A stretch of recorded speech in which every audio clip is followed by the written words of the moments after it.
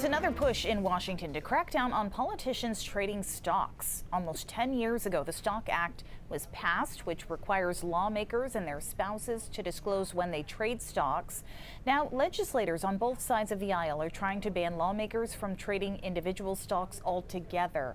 Supporters say this would remove conflicts of interest where members can use classified information to make money. And one of those supporters is from Maine. Good evening, everyone. I'm Amanda Hill. Pat Callahan is off tonight. Congressman Jared Golden is one of 27 lawmakers calling for a vote to ban these types of trades by members of Congress. News Center Maine's Sam Rogers spoke with Golden about why he believes all Americans should want the change.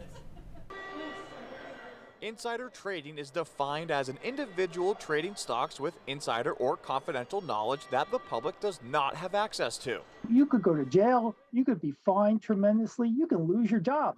But those consequences are for company presidents, CEOs, or board members. Even pro athletes follow similar laws. NFL player Terrell Crosby tweeted, "If he can't bet on games, why can government officials trade stocks?" Maine Congressman Jared Golden agrees. We feel like being a member of Congress is about public service, and it shouldn't be about using the office to enrich yourself.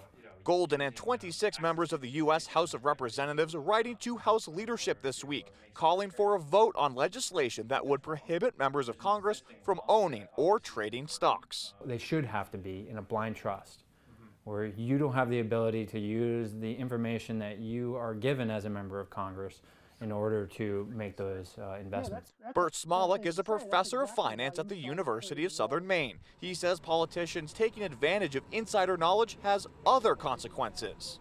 Then it's coming at the expense of the average investor, and the average investor is going to lose confidence in the market.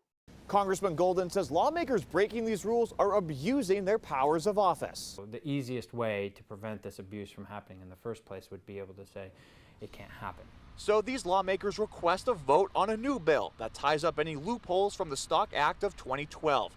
But the 27 who signed onto this letter only make up about 6% of the House. Frankly, I'm surprised that we didn't get more people to sign on. We had that letter circulated and open for a week. Golden says his colleagues in Washington benefiting from stock trading is an unfair advantage in a free market system. He says most Americans will agree. In Lewiston, Sam Rogers, News Center, Maine. There are two bills that would strengthen these trading bans in the House of Representatives. Golden says he does not know if or when House leadership will address their letter or when a vote could happen.